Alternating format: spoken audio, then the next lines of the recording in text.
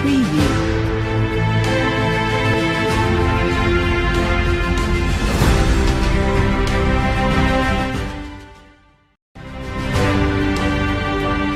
Preview. Preview.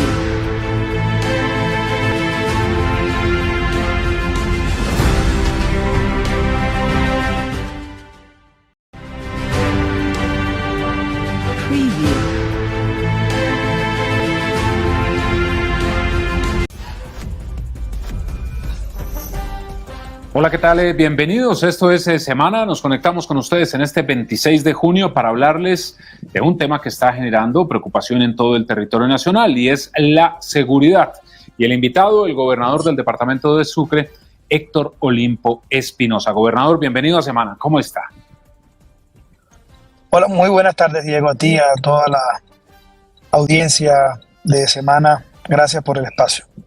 Bueno, gobernador, mire, usted lleva un tiempo advirtiendo lo que está ocurriendo en el país en materia de seguridad, lo que está ocurriendo en el departamento de Sucre, pero en los últimos días sus declaraciones han sido más fuertes. ¿Así de grave está la situación en nuestro país en materia de seguridad?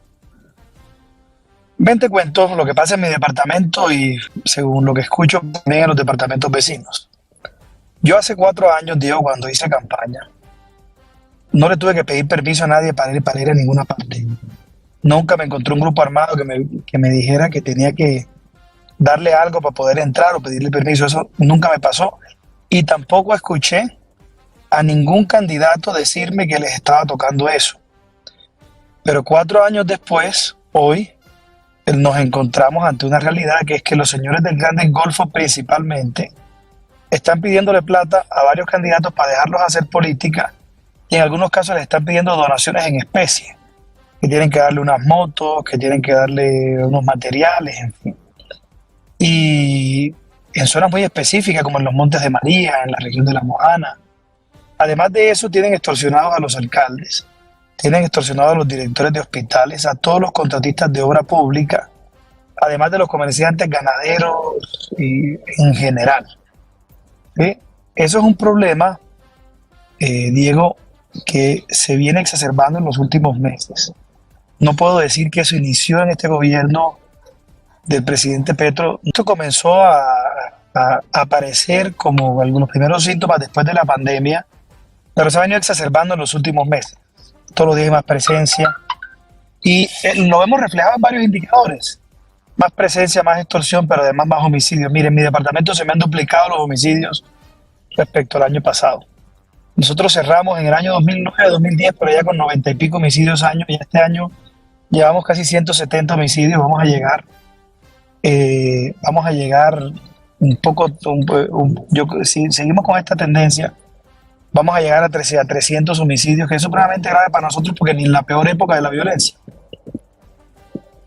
Claro, gobernador, en este sentido, sus declaraciones de que Colombia se podría convertir en un paraestado, ¿es así? Venga, le cuento, Diego, ¿por qué pasa esto? A ver, un candidato al consejo o a la alcaldía tener que pactar con estos bandidos para que lo deje hacer política, ya el tipo queda matriculado y le va a seguir pidiendo plata todo el tiempo y van entonces a comenzar a incidir en la toma de decisiones y a condicionar decisiones y terminan sugiriendo gente para cargos como pasó con la parapolítica.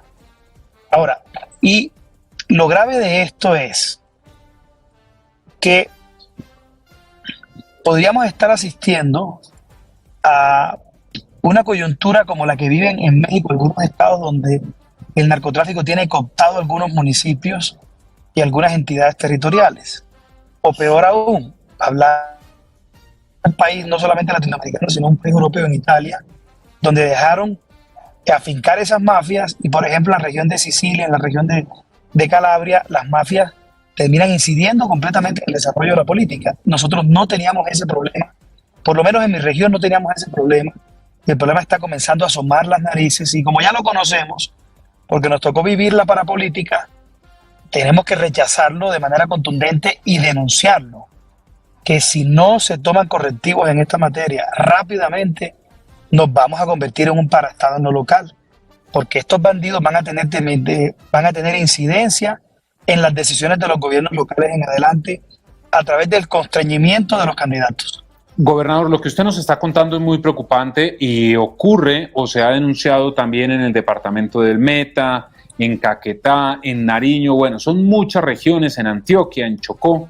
Es preocupante. Estamos volviendo al año 2002, en donde se vivían este tipo de situaciones.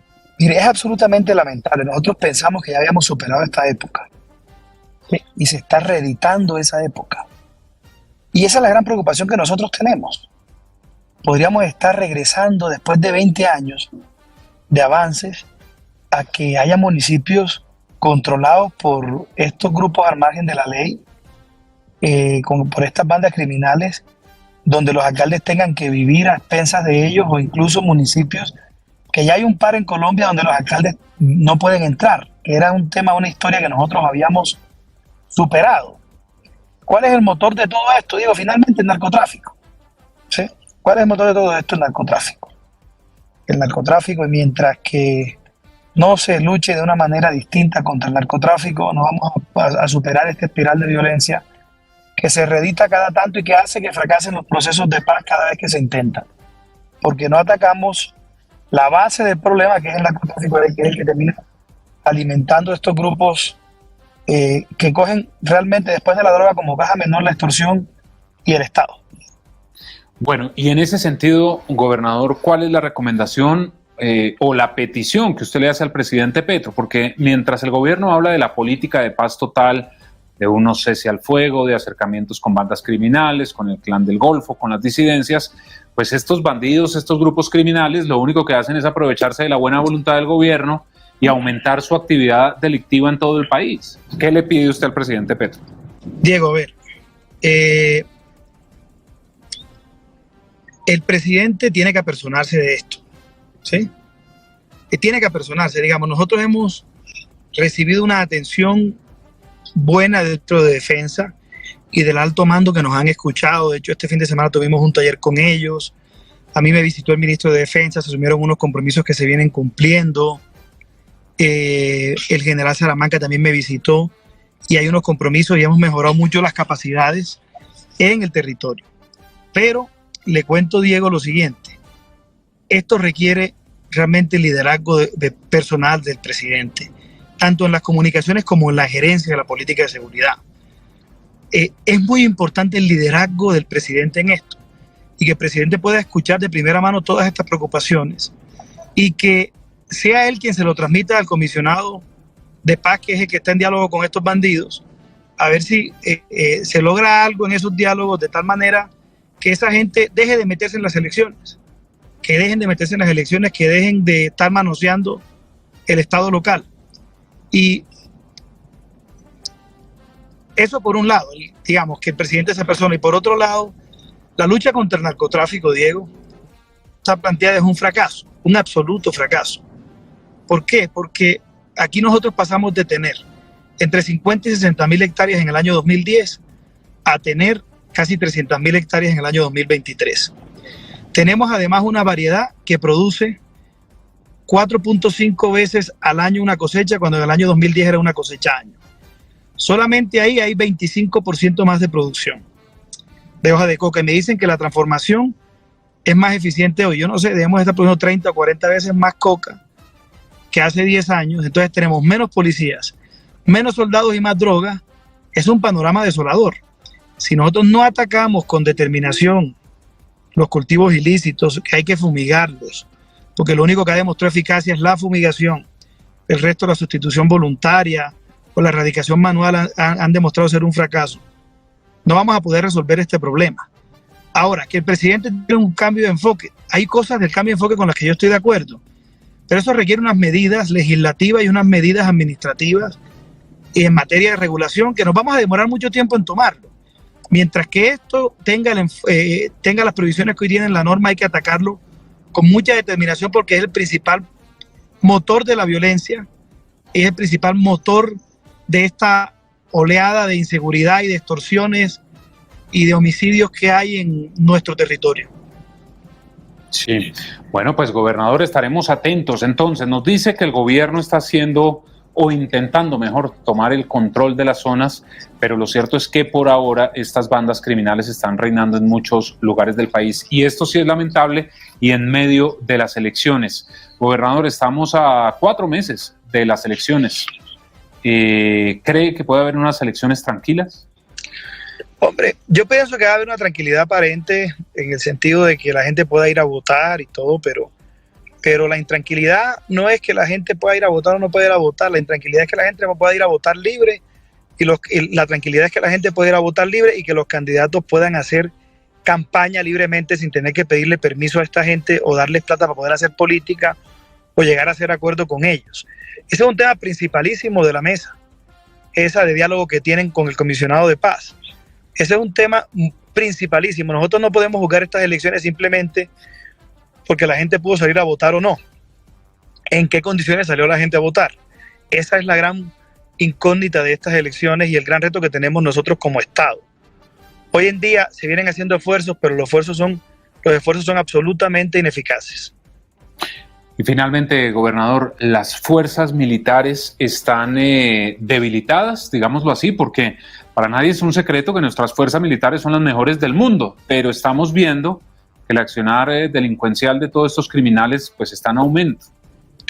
Yo escucho mucha queja con el tema logístico, pero además tenemos que decirlo, hay menos soldados y menos policías que hace unos años. Se ha venido reduciendo el pie de fuerza y escucho muchas quejas en las bases sobre el tema logístico, la disponibilidad de combustible, en fin. Entonces, menos logística, menos gente y más droga es el escenario, el cóctel perfecto para que se siga deteriorando la seguridad y la convivencia en Colombia. Bueno, pues gobernador, muchísimas gracias por haber estado con nosotros aquí en Semana. Que tenga buena tarde. Diego, muchas gracias a ti por el espacio. Un abrazo. Y a ustedes también gracias por estar con nosotros. Ya saben que las citas a través de todas nuestras redes sociales.